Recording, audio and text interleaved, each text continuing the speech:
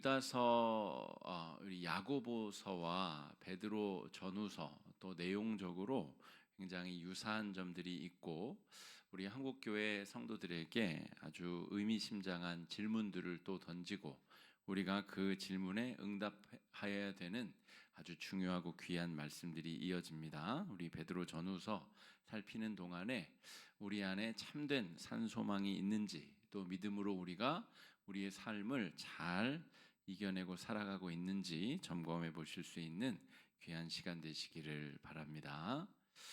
자, 베드로 전서의 별칭은 소망의 서신입니다. 한번 따라서 읽어 보실까요? 말씀해 보실까요? 소망의 서신.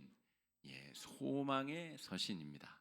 베드로 전서는 소망이 없는 데에서 소망을 불러일으켜 주는 서신입니다.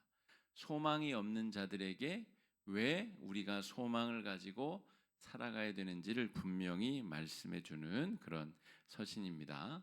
오늘 1장에서는 이 소망의 서신, 산소망이라고 하는 단어와 나그네라고 하는 단어, 이 두 단어를 기억하셔야 됩니다. 자, 우리 1장 3절 말씀 같이 한번 읽어보겠습니다. 시작. 우리 주 예수 그리스도의 아버지 하나님을 찬송하리로다. 그의 많으신 긍휼대로 예수 그리스도를 죽은 자 가운데서 부활하게 하심으로 말미암아 우리를 거듭나게 하사 산 소망이 있게 하시며, 산 소망이라고 하는 단어가 1장 3절에 등장합니다. 제가 우리 천주교 이야기를 우리 개신교와 비교해서 가끔 말씀드리는데, 천주교의 강조점은 고난에 있습니다. 그래서 성당에 들어가 보시면 성공의 성당도 마찬가지고 정교의 성당도 마찬가지인데, 들어가 보면 고난 받으시는 예수님, 또 피에타상이라고 하죠. 예수님을 안고 있는 마리아상, 이런 고난의 이미지에 치중되어져 있습니다. 우리를 위해서 고난당하신 예수님. 그래서 성당의 분위기도 조명도 어둡고 또 높은 천장의 그 누르는 기운으로 엄숙함과 또 정숙함을 유지하게 되죠. 그런데 우리 개신교의 신앙은 말씀 중심으로 우리 신앙을 재건하다 보니까, 고난이 그러면 끝이냐라고 할 때 우리 종교 개혁자들은 그렇지 아니하다. 고난 이후에 주님께서 고난을, 역경을, 죽음을 이기시고 부활하게 하신 것, 이것이 말씀의 본질이요 복음의 본질이다. 그래서 개신교의 예배당은 모든 우상 숭배적인, 그러니까 하나님 이외의 섬김의 대상을 다 없애고 또 어두운 것들을 다 없애서 벽도 환하게 페인트로 하얗게 칠하고 그 이외에 그 어떤 모든 것들, 말씀 강대상과 찬양하기 위한 도구, 오르간, 그 당시는 오르간이었는데 오르간과 말씀 강대상 이외에는 모든 것을 다 바꾸고 치워버렸습니다. 그리고 예배당도 환하고 밝게 부활을 상징하는 의미의 색깔로 칠했다는 것이죠. 그러므로 천주교와 우리 개신교는 지향점 자체가 다른데, 우리가 우리 스스로의 신앙을 자랑스러워해야 될 것은 무엇이냐면, 종교개혁자들이 그냥 자기들이 하고 싶은 대로 한 것이 아니라 성경을 잘 보니까, 오늘 베드로전서 1장 3절에도 보세요. 그의 많으신 긍휼대로 예수 그리스도를 죽은 자 가운데서 부활하게 하심으로 말미암아, 죽음, 그것을 초월하게 하시는 부활, 죽음을 승리로 역전시키시는 하나님의 긍휼, 이것이 강조가 되고 있다는 거죠. 그러므로 고난당하고 핍박당하는 성도들이 산소망을 가져야 되는 이유는 뭐냐면, 예수 그리스도가 죽음을 이기고 부활했기 때문입니다. 지금이 사순절 기간인데, 사순절 기간 중에 주일은 제외가 됩니다. 거듭 설명드리지만 주일은 작은 부활절, 52번의 작은 부활절이기 때문에 주님이 부활하셨는데 우리가 어떻게 죽음을 묵상하고 슬퍼하고 고뇌하고 절망할 수 있겠느냐? 그래서 이 사순절 기간에는 주일이 제외됩니다. 주일을 제외한 부활절 이전의 40일을 사순절이라고 부른다라고 하는 거죠. 자, 베드로 전후서는 왜 쓰여졌는가라고 하면 로마 제국의 심각한 박해 가운데 놓인 우리 성도들을 위로하고 또 그들을 새 힘 가운데 영적으로 불러일으키기 위해서 베드로 전후서가 쓰여졌습니다. 여기서 잠깐 우리가 주목할 것은 무엇이냐면 고난이라고 해서 다 같은 고난이 아니라는 겁니다. 지금 베드로 전후서에서 말하는 고난은 어떤 고난이죠? 어떤 고난입니까? 그렇죠. 왜 박해를 받았죠? 예수를 믿느라고. 다른 이유로는 박해를 당할 이유가 없는 사람들이 예수를 구주로 고백했기 때문에 박해를 당한 겁니다.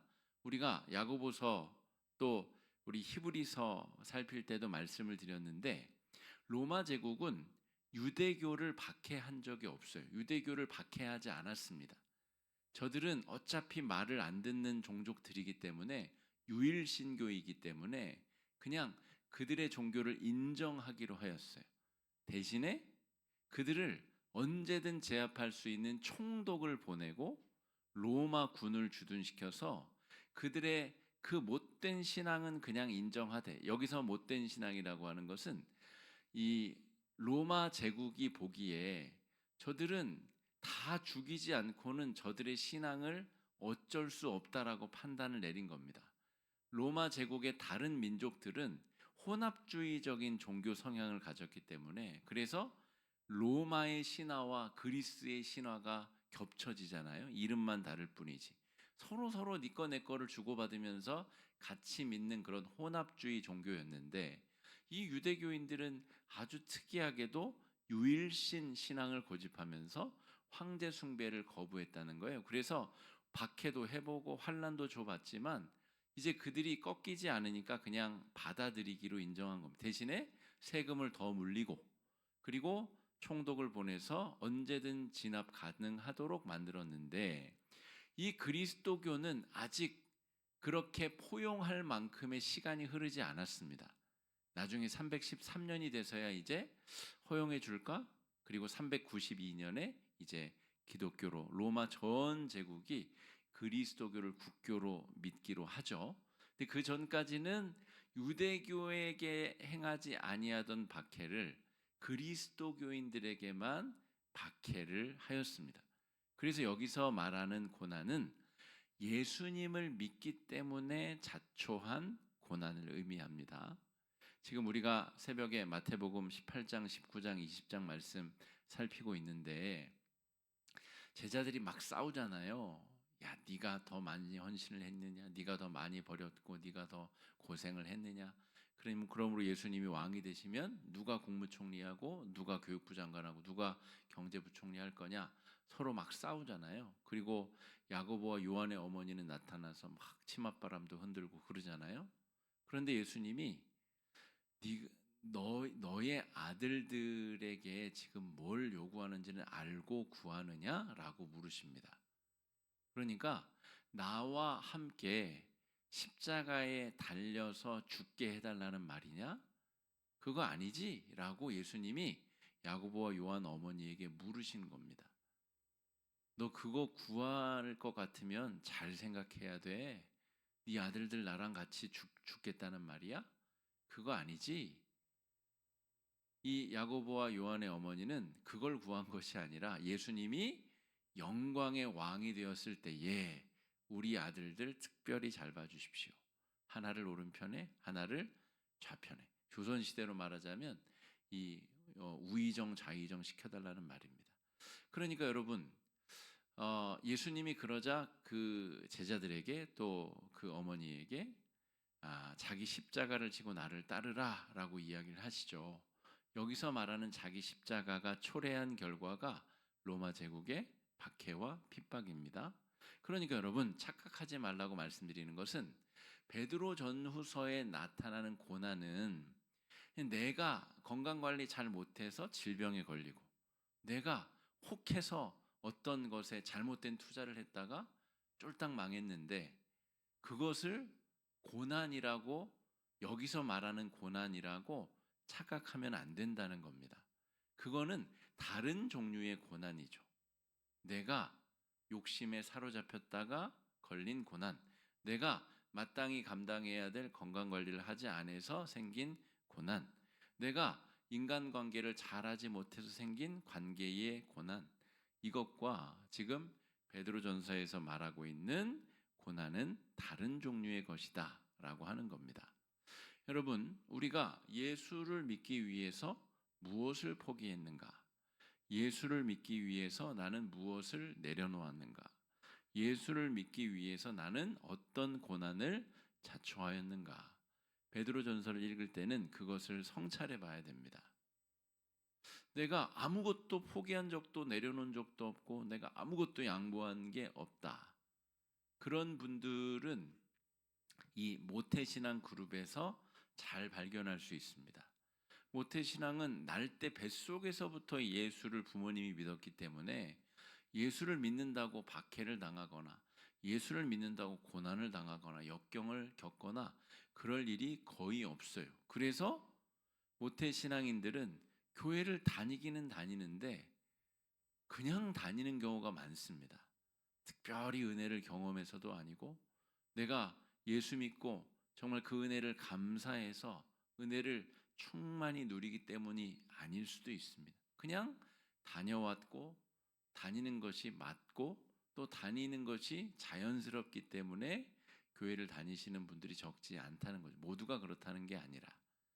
그러면 예수를 믿고 내가 무엇인가 대가를 지불하고 고난을 당한다는 것, 그 가운데 경험하는 오늘 베드로 사도가 이야기하는 은혜, 베드로 사도가 이야기하는 그 고난 중에 경험하는 기쁨, 이런 것은 제가 말씀드린 이 그런 부류의 모태신앙인들은 경험하지 못했을 가능성이 높죠.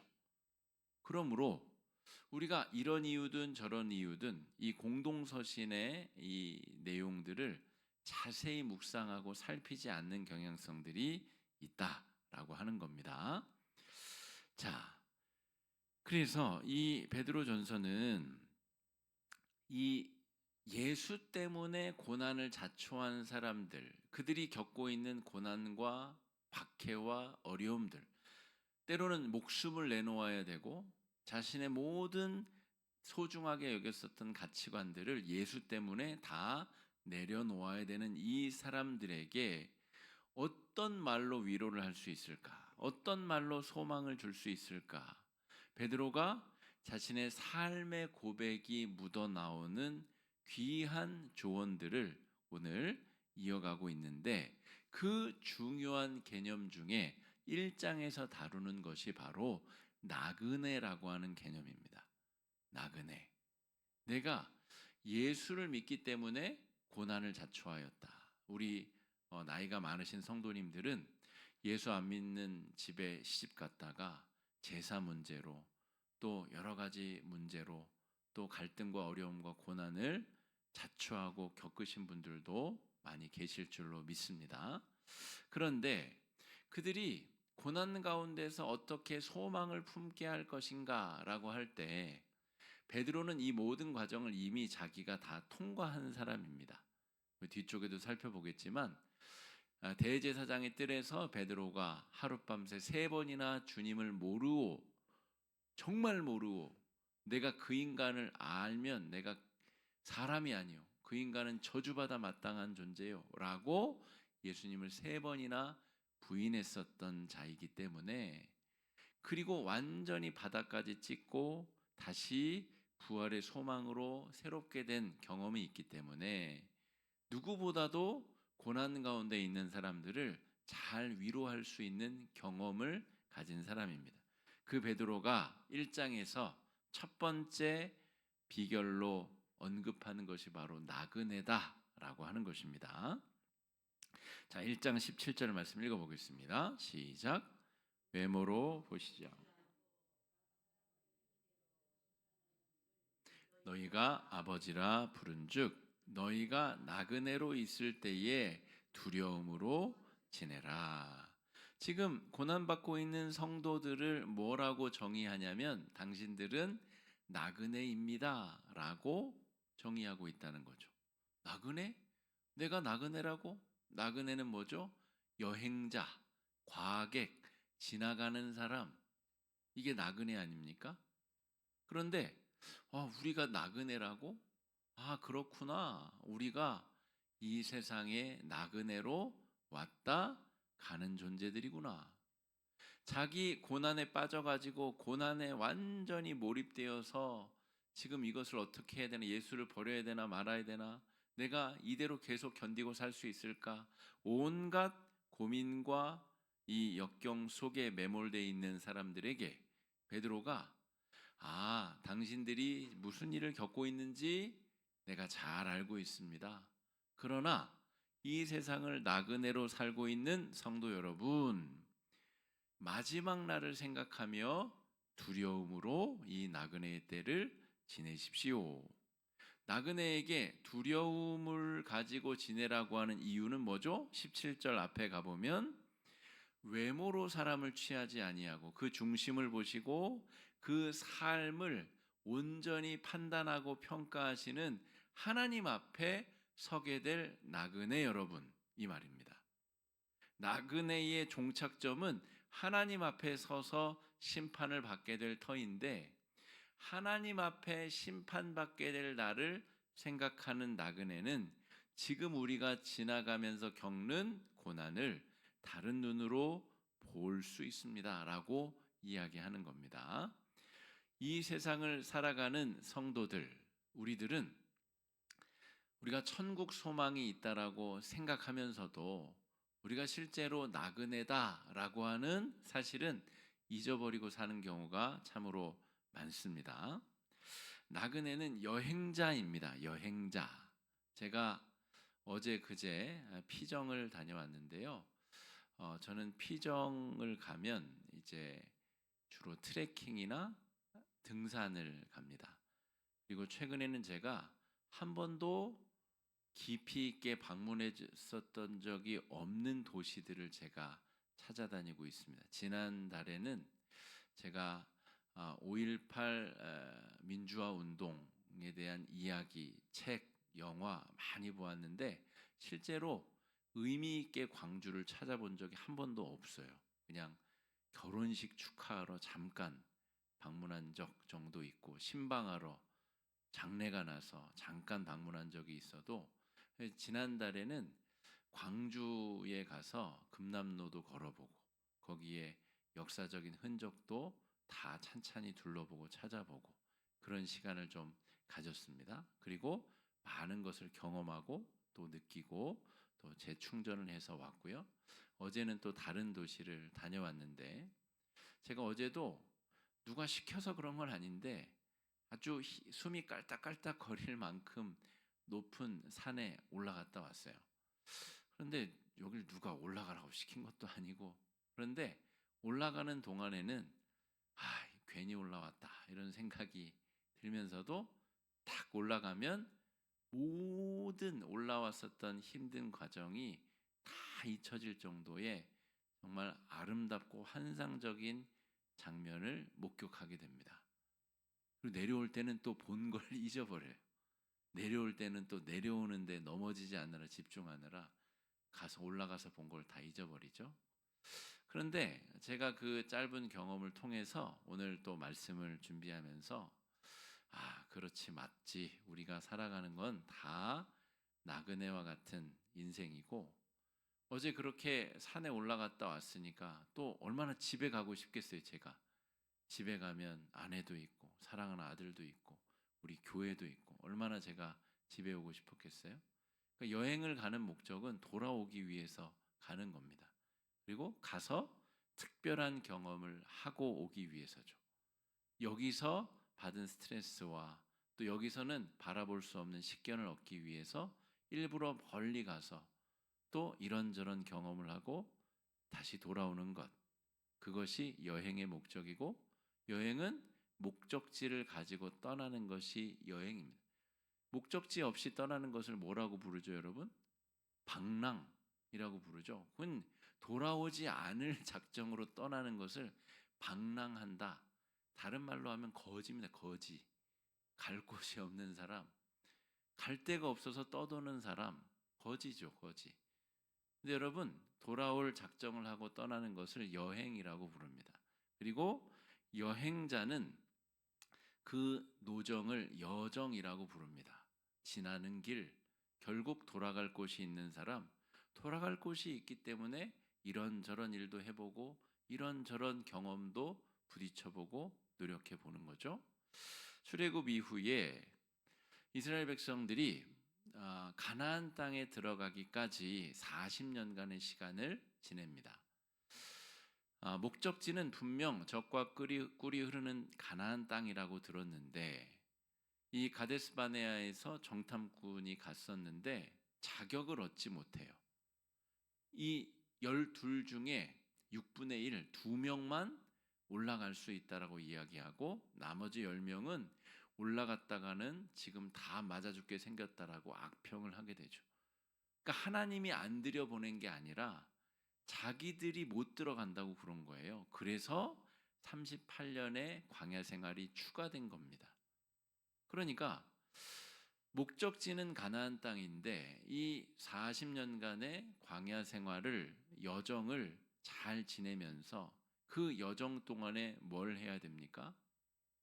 가나안 땅에 들어가서 살 준비를 마음의 준비와 정신적 자세와 삶의 규율을 다 다잡는 그런 여행 기간을 잘 보냈어야 되는데 그 여행 기간을 잘 보내지 못했죠. 그래서 실제로 출애굽한 사람들은 광야에서 다 죽고 광야에서 태어난 자 플러스 여호수아 갈렙 2명만 이 요단강을 건너서 가나안 땅으로 들어가게 됩니다.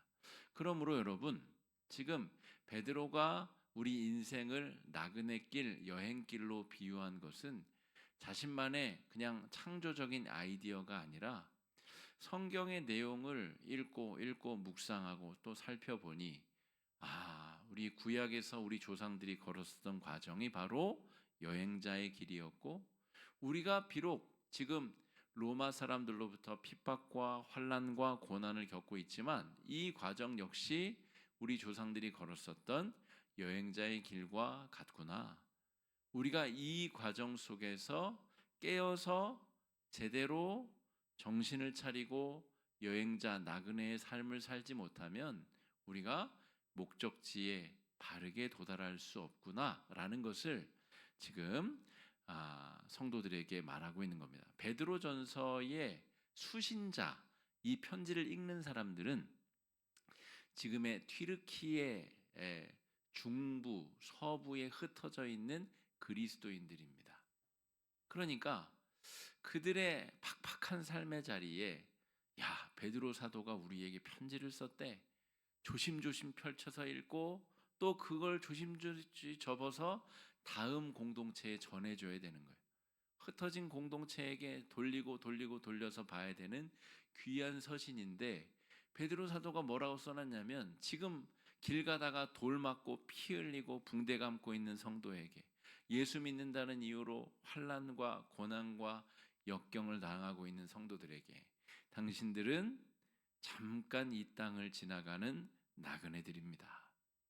우리가 마지막으로 가야 될 목적지, 우리의 목표 지점은 이곳이 아닙니다. 그러므로 이곳에서 정말 어려움을 겪고 있는 여러분들이 지금 최종적인 고난을 겪는다고 생각하지 마시고 진짜 고난을 내리실 하나님 앞에서 내가 지금 바르게 살고 있는가를 잘 점검하셔서 그 삶이 하나님 앞에 부끄러움이 없도록 이 나그네의 삶을 지나가십시오라고 권면하고 있는 겁니다. 자, 나그네에게 있어서 고난과 핍박이라고 하는 것, 제가 어제 그 제비봉이라고 하는 722m짜리 산에 올라갔다가 이제 아직 눈이 막 있고 그러더라고요. 그런데 이제 햇빛을 받은 쪽은 눈이 녹아가지고 좀 질퍽질퍽하고, 저도 산을 좀 많이 타봤는데 지리산 종주도 해보고 설악산도 올라가 보고, 그러니까 산을 그래도 타본 사람인데도 그래도 어쩔 수가 없이 몇 번 넘어졌습니다. 질퍽질퍽 막 미끄러워서. 근데 여러분, 누가 거기 올라가라고 시킨 것도 아니고 제가 좋아서 지 좋아서 올라갔는데, 거기서 좋은 풍경 보고 내려오다가 뜻하지 않게 또 넘어져서 엉덩방아도 찍고, 그래서 바지도 지저분해지고. 근데 여러분, 그러한 일들이 낯선 땅에서 낯선 곳에서 있을 수 있는 거죠. 그죠? 여행자에게는 벌어질 수 있는 일입니다. 내가 익숙히 아는 우리 교회다 마당에서는 제가 넘어질 일이 거의 없겠죠. 뭐 일상생활 속에서 내가 너무 잘 아는 이곳에서 넘어지거나 다치거나 할 일이 거의 없겠죠. 그러나 한 번도 안 가본 낯선 도시, 낯선 산에 올라갔다 내려오다가 익숙치 않은 곳에서 넘어지고 자빠지고 깨지고 넘어지고 찢어지고 할 수가 있겠죠. 지금 베드로는 아주 아주 낮은 수준의 단어와 문장을 사용해서 성도들이 겪고 있는 문제에 대해서 이야기하고 있는 겁니다.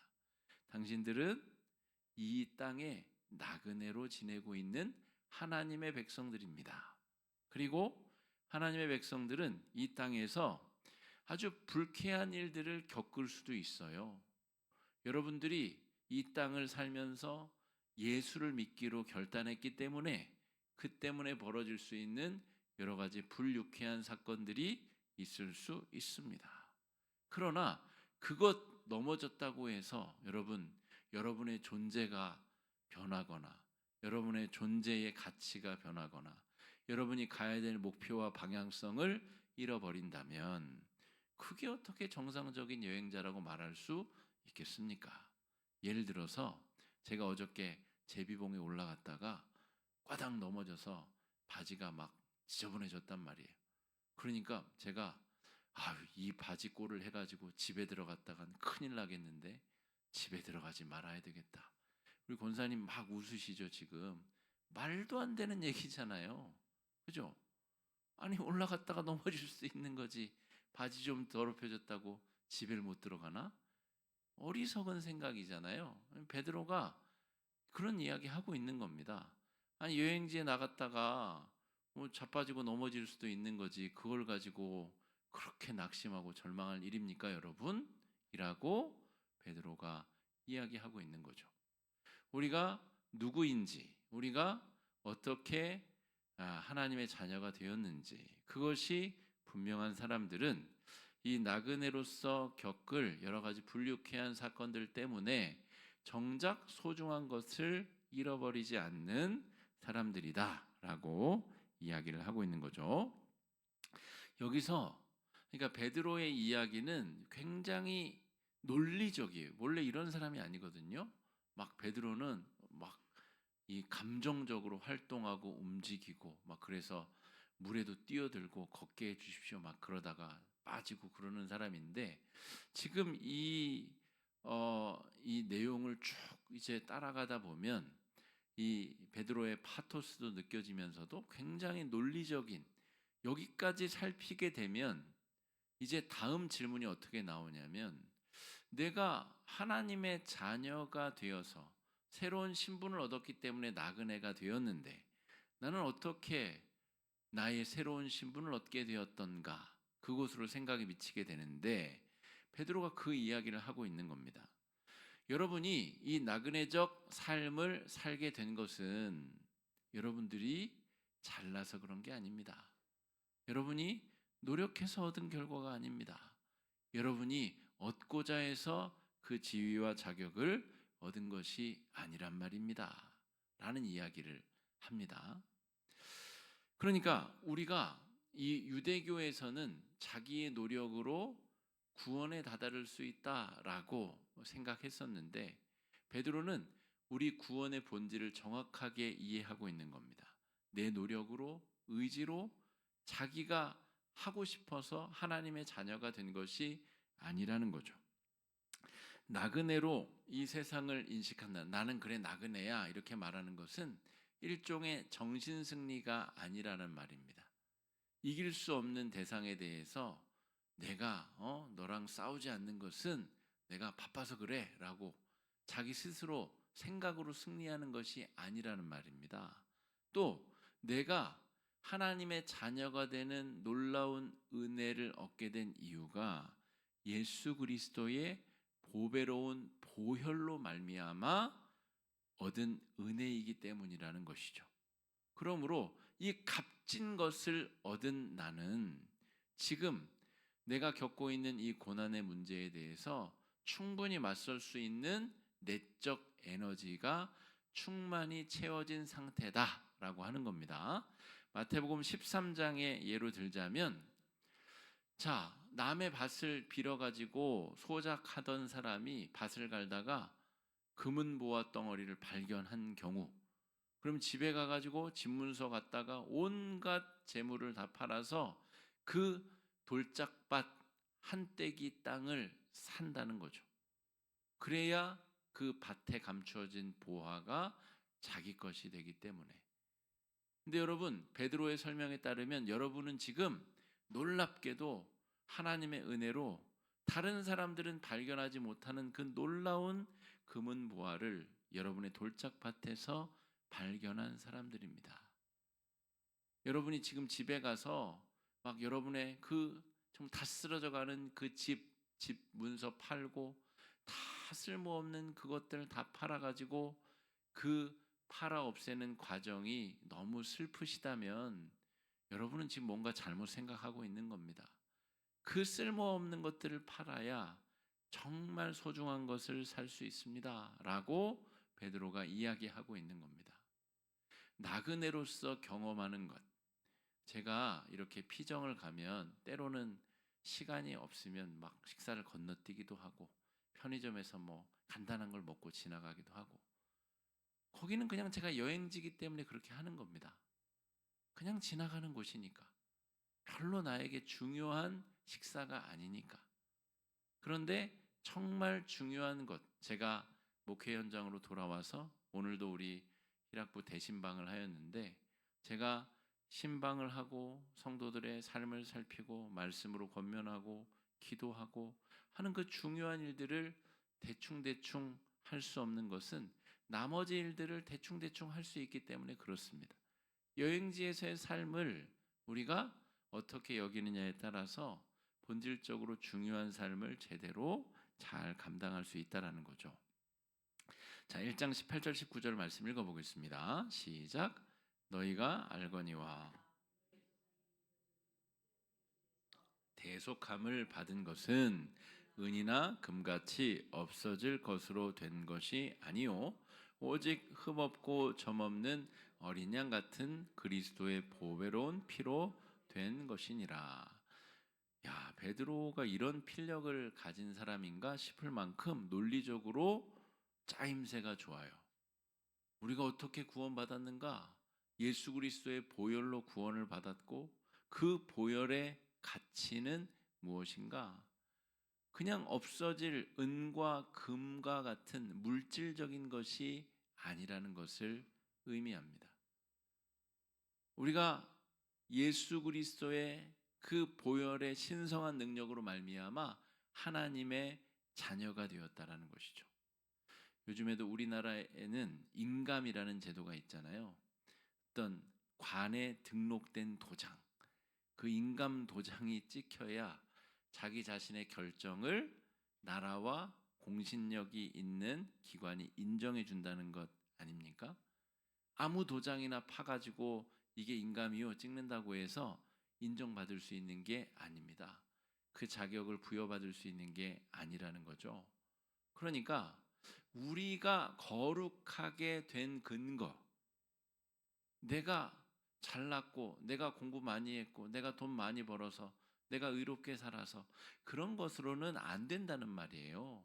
아무리 이게 인감이요라고 주장해도 법적인 근거가 없다는 거예요. 베드로의 말에 따르면 당신들은 여러분이 구할 수 없는 하나님의 그 거룩한 보혈의 능력으로 인침을 받아서 하나님의 자녀가 되었다는 거예요.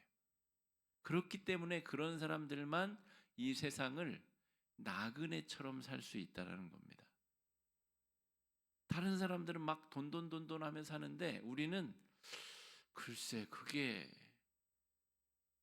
정말 중요한가? 라고 생각할 수 있는 나그네적 사고를 할 수 있다라는 겁니다. 우리가 정말 소중한 것을 이미 얻었고 맛본 사람들이기 때문에 그거보다 덜 중요한 것에 대해서 정말 무한한 신뢰, 무한한 가치 부여를 하지 않을 수 있는 나그네적 삶의 자세를 얻게 되었다는 겁니다.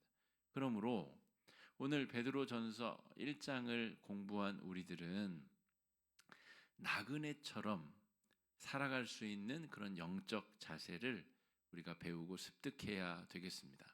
제가 존경하는 우리 선배 목사님의 아버님 돌아가셨는데요. 최근에 제가 20년도 넘었어요. 그 선배 목사님이 신학생일 때 우리 신학교 선배였는데 근데 어느 날 그 아버지가 자기에게 그런 이야기를 했다는 거예요. 자기가 막 깜짝 놀랄 일이 있어가지고 아버지 큰일 났어요. 그랬더니 아들아 예수 믿는 사람에게는 큰일이란 없다. 그런 이야기를 했다는 거예요. 근데 그 이야기가 20년도 넘었는데 아직까지 충격적입니다. 그렇지. 예수 믿는 사람에게는 그렇게 큰 일이 있을 수 없지. 아니 뭐 주님이 오신다, 주님이 재림하신다 정도의 일이 아니면 나머지는 다 그냥 하찮은 일입니다. 다 그저 그런 일인 것이죠. 우리 나그네적 입장에서 볼 때는 그렇게 볼 수 있는 사람들, 우리가 그런 사람들이다라고 하는 겁니다. 자, 이 베드로의 논리 전개가 참으로 놀라워요. 이렇게 가다 보니 자 성도 여러분, 그러면 여러분을 박해하고 있는 이 로마 황제, 박해하는 자의 괴수는 저 우두머리는 그럼 어떤 사람입니까? 저도 결국 나그네입니다. 엉뚱한 길을 방탕한 길을 걷고 있는 나그네에 불과합니다. 저도 곧 저 황제도 죽을 날이 올 텐데 그도 그에 합당한 지옥에 처박히게 될 것입니다. 그러므로 여러분 이 사실을 명확하게 아는 우리들은 바른 나그네의 삶을 살아야 되겠습니다. 라고 이야기를 하고 있는 거죠. 여행자로서 여행지에서 쏟을 만큼의 에너지만 쏟고 돌아와야 되는 거죠. 여행자가 돌아갈 생각을 하지 아니하고 거기에서 정말 영원히 살 것처럼 그렇게 살면 제가 아까 말씀드린 그 사람은 여행자가 아니라 불황자, 거지가 되는 거죠. 그러니까 우리가 돌아갈 곳이 분명하고 우리가 개인적 종말이 왔을 때에 다 내려놓고 실한 오락이 하나, 동전 한 입 가지고 저 세상으로 갈 수 없다라는 사실을 분명히 인지하는 우리 모두는 다 나그네와 같은 사람들이다라고 하는 겁니다. 자, 1장 24절 말씀 읽어보겠습니다. 시작. 그러므로 그 모든 영광은 풀의 꽃과 같으니 풀은 마르고 꽃은 떨어지되 오직 주의 말씀은 세세토록 있도다 하였으니 너희에게 전한 복음이 곧 이 말씀이라. 소나무는 상록수라서 여러분 안 시들고 안 떨어지나요? 안 그렇습니다. 자세히 보면 걔네도 다 이 시들어서 떨어지고 새로운 것이 납니다. 그러므로 여러분 이 세상의 모든 피조물은 계속해서 생사를 반복하게 됩니다. 사람의 세포도 계속해서 생겨났다가 없어지고 우리의 비듬, 때, 땀 이런 것이 다 생겨났다가 없어지는 우리의 상피세포들 아닙니까? 여러분 우리의 모든 것이 우리가 어떤 존재인지를 이미 드러내보고 있는 거죠. 여러분 이제 4월이 되고 5월이 되면 새순이 돋을 텐데 이 자연 만물의 순환 구조를 보면서 우리가 나그네라는 사실을 다시 한번 분명히 인식하고 인지해야 됩니다. 우리가 활짝 꽃피는 시간이 있었다면 이제 저물고 이제 주님께서 부르시면 주님 나라에 가야 될 사람들임을 우리가 나그네라는 사실을 절대 잊으면 안 되겠습니다. 자, 베드로는 자기 자신이 실패를 경험한 완전히 바닥까지 찍었었던 사람이기 때문에 이 이야기를 할 수 있는 겁니다. 여러분, 군대를 안 갔다 온 사람이 군대 얘기를 장황하게 한다. 그건 뭔가 신뢰가 가지 않죠. 그런데 진짜 힘든 군대를 갔다 온 사람은 군대 이야기를 별로 하지 않습니다. 왜냐하면 그 기억을 소화해내는 것 자체가 힘들기 때문에 정말 힘든 군대를 갔다 온 사람은 군대 이야기를 별로 안 합니다. 그런데 안 다녀왔거나 대충 갔다 온 사람들이 오히려 막 정말 전쟁을 치른 것처럼 군대 이야기를 장황하게 늘어놓는 거죠. 근데 지금 이 베드로의 이야기는 장황하다고 느껴지기보다는 진짜라는 느낌을 줍니다. 베드로가 대제사장의 뜰에서 하룻밤새 예수님을 저주하며 부인했었기 때문에, 그리고 부활한 주님이 갈릴리 호수에 자신을 찾아와서 이 식사를 차려주셨기 때문에 그 완전한 바닥까지 떨어짐과 다시 회복함, 예수님의 죽음과 부활을 이미 내적으로 베드로는 경험한 것이죠. 그런 자로서 내가 절망을 경험해 봤는데 성도 여러분, 이 고난과 핍박이 임한다고 해서 여러분의 신앙을 내던지게 되면 제가 경험한 그 똑같은 일을 여러분도 경험하게 될 것입니다. 여러분, 저와 같은 과거 전철을 밟지 마시고 여러분 산 소망을 가지고 여러분이 나그네임을 기억하며 여러분 내면에 소망이 샘솟고 있음을 잊지 말고 기억하십시오. 그리고 지금의 고난을 주님과 함께 잘 이겨내시기 바랍니다 라고 권면하고 있는 겁니다. 실패를 경험해 본 자의 참된 조언이 지금 베드로에 의해서 이루어지고 있고, 베드로는 우리가 모두 나그네이며 우리는 본향을 향해서 걸어가는 사람들이다라는 이야기를 하고 있습니다. 그래서 산 소망, 살아있는 소망, 우리 안에 지금 내 몸은 찢겨나가고 핍박과 어려움을 겪지만 우리 마음속에 살아있는 소망이 계속해서 샘솟고 있는 것, 그것은 우리가 나그네이기 때문이고 우리가 갈 곳이 분명하고 본향을 향해서 걸어가는 나그네이기 때문이다 라고 1장 마지막에 이야기하고 있습니다. 우리 계속해서 베드로전서 후서 말씀 살펴볼 텐데, 우리 한국교회 성도들에게 굉장히 중요한 어떤 이정표가 되는 말씀들이 아닐 수가 없습니다. 바로 이웃나라 일본의 성도들만 해도 예수 믿기 위해서 많은 것들을 다 내려놓고 하나님 앞에 이런 고난받는 나그네의 길을 걸어가는 신앙의 길을 걷고 있는데, 우리 한국교회 성도들은 조금만 어려움이 와도 혹은 조금만 분주함이 와도 신앙을 2순위, 3순위로 다 내동댕이 치는 일들이 얼마나 많습니까? 놀러 가야 돼서, 취미생활 해야 돼서, 인간관계 해야 돼서, 회사 가야 돼서 여러 가지 이유로 우리가 신앙을 2순위, 3순위, 4순위로 계속 늦추다 보면 결국 우리가 이 베드로 전서가 말하는 이 복음의 본질과 의미를 다 잃어버리게 되는 것은 아닌가 잘 생각해 봐야 될 줄로 믿습니다. 자, 오늘 우리 베드로전서 1장 말씀 살폈는데요. 4가지 정도 기도 제목 가지고 함께 기도하며 나아가겠습니다. 첫 번째 기도 제목은 이것